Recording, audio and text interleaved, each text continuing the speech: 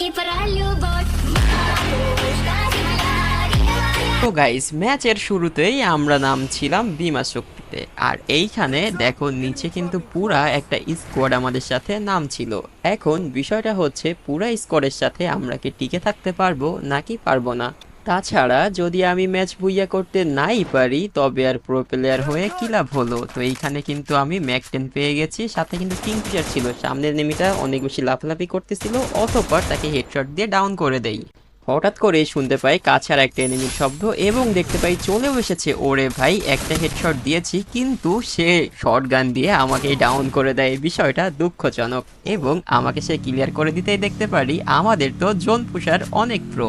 সে কিন্তু এইখানে চলে আসে আমাদের রিভাইভ করার জন্য, কিন্তু বাইরে এনিমির শব্দ শুনতে পাচ্ছিলাম। তো সেটা শুনতে পেয়ে আমি জোন পুষারকে বাঁচানোর জন্য এইখানে দেখো ল্যান্ড করে ফেলি তার কাছে। তাকে অলরেডি ডাউন করে দিয়েছে, কিন্তু দুর্ভাগ্যজনক বিষয় আমি নামার আগে তাকে পুরো এনিমি ক্লিয়ার করে দেয়। এখন বিষয় হলো আমি নিচে নেমে পুরা এনিমি স্কোয়াডকে কি এইখান থেকেও মারতে পারবো নাকি বিমা শক্তির মতো এইখানেও আমার অবস্থা ফুল টাইট হয়ে যাবে। তো দেখো নিচে আমি যাচ্ছি গান নেওয়ার জন্য, তো নামার সাথে সাথে পেয়ে যাই হচ্ছে এখানে M1014। তোমরা সবাই জানো যে M1040 দিয়ে অনেকগুলো যাতা। ও ভাই, এনিমি আমার কাছেই চলে আসছে, কি হবে, এবং অন ট্যাপ দিয়ে দিয়েছি একটাকে। সাথে কিন্তু আরো প্লেয়ার রয়েছে, দেখো এই যে দেখো বেরোনোর সাথে দেখতে পারি আর একটা প্লেয়ার চলে আসছে।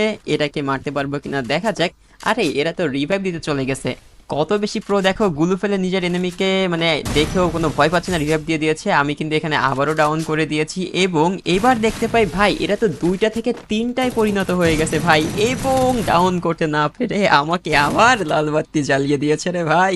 আমাদের টিমমেট কিন্তু এখানে চলে আসছে রিভাইভ করে দেওয়ার জন্য। তো কোনো চিন্তা নাই, অনেক খতরনাক টিমমেট আছে আমার, তো বুঝতেই পারতাছো। এবং রিভাইভ যখন পেয়ে যাই এইবার কিন্তু আর কোনো ভুল করি না, পুরোপুরি টিমমেটের কাছে যেখানে হচ্ছে মিলে নেমে যাচ্ছি, কারণ বুঝতেই পারতেছো এবার একেবারে খতরনাক একটা গেম প্লে দিতে হবে, নাহলে সবাই তো আমাকে বটই মনে করবে। বাট সেটা কোনো চিন্তা নাই, কারণ আমি তো অনেক বেশি প্রো, তোমরা তো জানো ব্রো। বারবার করে এনিমি আমাকে মেরে দিচ্ছে আর আমি টিমমেটের কাছ থেকে রিভাইভ নিচ্ছি। কি আর করা যাবে, টিমমেট বলে কথা, রিভাইভ দেওয়া তো বাধ্যতামূলক, তাই না? নাহলে তারা তো আর ভালো টিমমেট বলতে পারবে না, নিজেকে দাবিও করতে পারবে না। তো তারপরে কিন্তু আমি ইউএমপি দেখো নিয়ে নিয়েছি এবং আমি খুঁজছিলাম যে একটা AK-47 পাওয়া যায় কিনা, কারণ তোমরা সবাই কম বেশি জানো যে আমি কিন্তু AK-47 দিয়ে ভালোই গেম প্লে করি। ওর একে আমি কিন্তু এবার AK-47 পেয়ে গেছি এবং সাথে কিন্তু আমার ইউএমপিও আছে। তো তার মানে বুঝতে পারতেছো এবার কিন্তু একটা প্রো ভাব চলে আসছে। তো চলো বেশি দেরি না করে আমরা দ্রুত এইখানে মিল থেকে বের হয়ে যাব, কারণ মিল থেকে যত দ্রুত বের না হলে তবে তো জোনেই আমাকে অনেক বেশি খেয়ে দেবে। তোমরা ভাবছো যে আমি মনে হয় এবারও এনিমির সাথে পারবো না এবং আবারও আমি এনিমির কাছে মরে যাব, তবে তোমরা সবাই একদম চিন্তা করো না, আমাকে এবার কোনো এনিমি মারতে পারবে না, একমাত্র হকার ছাড়া কারো কাছে আমি একদম ধরা দেই না, বুঝতে পেরেছো? আর অরিজিনাল প্লেয়ার যারা আছে তারা কখনো তো আমাকে ধরতেই পারবে না। কোনো একটা সময় আমি অনেক বেশি প্রো ছিলাম, একে টপ 1-এ ছিলাম, সেই একেই রয়েছে এখন আমার কাছে। তার মানে তোমরা ভেবে দেখো যে আমার সামনে যদি কোনো এনিমি পড়ে তার অবস্থা আমি কি করে দিব। তো এখন আমরা যেটা করব, দ্রুতই একটু মুভমেন্ট দেখাই, মানে নিজে একটু মুভমেন্ট দেখাই নিচ্ছি, কারণ এভাবেই মুভমেন্ট দেখালে এনিমি আমাকে মারতেই পারবে না। ঠিক আছে, তো চলো টোকেনটা খেয়ে নেওয়া যাক, তারপরে কিন্তু সামনে এগিয়ে যাই। আরো কিছু এমন নিয়ে নেওয়ার পরে তারপরে এখানে দেখো এবার হচ্ছে আমরা ব্যবসা করব। ঠিক আছে, বুঝতেই পারতেছো যে আমার কাছে 900-র মতো কয়েন ছিল, আর এইখানে যেটা হয় ভাই আমি বারবার করে এইখানে খুলছিলাম আর ব্যবসা এত বেশি প্রফিট হয়। দেখো 2000 কয়েন দিয়ে দেয়, তারপরে আবার 2000 কয়েন দিয়ে দেয়, 4500 কয়েন হয়ে গেছে জাস্ট 900 কয়েন দিয়ে। ঠিক আছে, তো তোমরা চাইলেও কিন্তু এইখান থেকে তোমাদের অল্প স্বল্প কয়েন দিয়ে অনেক বেশি কয়েন বানিয়ে নিতে পারো।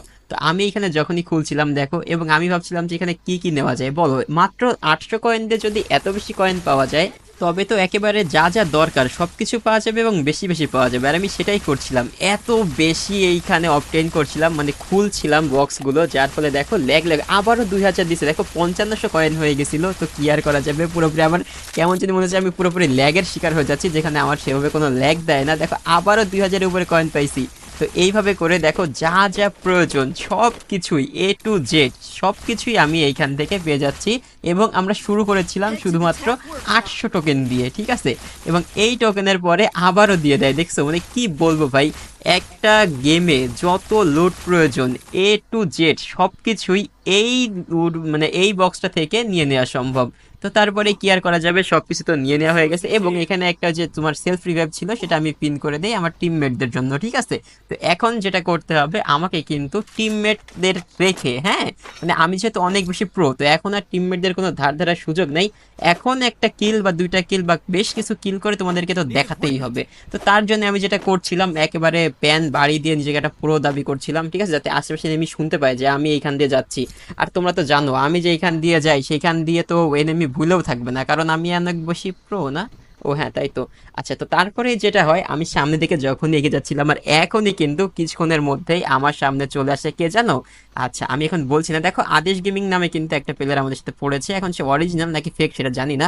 তবে এইখানে আমি যখন এগিয়ে যাই হঠাৎ করে এনিমি শব্দ শুনতে পাচ্ছিলাম, আশেপাশে কোনো এনিমি খুঁজে পাই না এবং দেখতে পাই ওই যে উপর থেকে একটা শট দিয়ে দেয় স্নাইপারের। ও ভাই আরেকটা শট দিয়েছে, কিন্তু একই আমার তো হেলথের অবস্থা টাইট করে দিয়েছে, পালাতে হবে এখান থেকে। স্নাইপার প্লেয়ার বলে কথা, গুলো একবারে গুলির মতো মানে কি বলবো ভাই, তুলোধনা করে দিচ্ছে, এত বেশি গুলু ফাটাচ্ছে মনে হয় না বাঁচতে পারবো, দেখা যাক পালাতে পারি কিনা। এবং ভাই আবারও আমাকে এখানে হ্যাকারের শিকার হয়ে যায় ভাই, এটা কোনো কথা? তো চিন্তা নাই, আমার টিমমেট বেঁচে আছে এখনো, সে আবারও আমাকে এখানে রিভাইভ করে দেয়।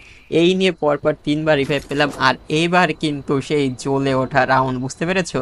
এই গেম প্লে কিন্তু আমরা ম্যাচের শুরুতে তোমাদেরকে দেখিয়েছিলাম, যেটা কিনা সে খতরনাক লেভেলের গেম প্লে। আর এইখানে আমি যখন নিচে নামতেছিলাম তখনই দেখতে পাই ওই যে নিচের দিকে দেখো একটা এনিমি কিন্তু দৌড়াদৌড়ি করছে, তার মানে এটাকে মারলেই সেই পুরো গেম প্লেটা তোমরা দেখতে পারবা। তারপরে আমি পুরা পুরা হেডশট দিয়ে ডাউন করে দেই। যখনই তার কাছে আমি চলে যাই তখনই আমি দেখতে পারি ভাই পিছন থেকে তো এনিমি দুইটা নেমে গেছে, আর একটাকেও ডাউন। এবং এইখানে যে একটা প্রো নায়িকা পড়েছে বুঝছো, সে কিন্তু অনেক বেশি প্রো গুলো ফেলে দিচ্ছে দেখো। আর যেটা হয় আমি কাছে চলে যাই রাশ করে দিতে, তাকে কোনোভাবে এইখানে ডাউন করে দেই, কিন্তু ডিমিত্রি ছেড়ে দেয় কি এগুলো কনফার্ম করতে হবে, আর ও নিচে নেমে যায়। দেখো অবস্থা, আমি এইখানে ওকে ক্লিয়ার করতে পারলাম না, ও নিচে চলে গেছে এবং রিভাইভও পেয়ে গেছে, এবং এটাকে তো আমার কিল নিতেই হবে তাই না? কিন্তু ও তো জানে না যে আমি অনেক বেশি বুদ্ধিমান একটা প্লেয়ার এবং ডাউন করে দিয়েছি, দেখছো? এবার আশেপাশে কোনো প্লেয়ার আছে কিনা চলো সেটা দেখে নেই, কারণ নিচে নামার আগে অবশ্যই যাচাই করে নেওয়া উচিত। আর হঠাৎ করে ভাই কিরে বিমা থেকে আরো প্লেয়ার চলে আসছে, বিষয়টা খুব দুঃখজনক, কি আর করা যাবে। তো চলো এখানে কিছু মেডকিট করে নিতে হবে, মেডকিট না করলে তো হবে না।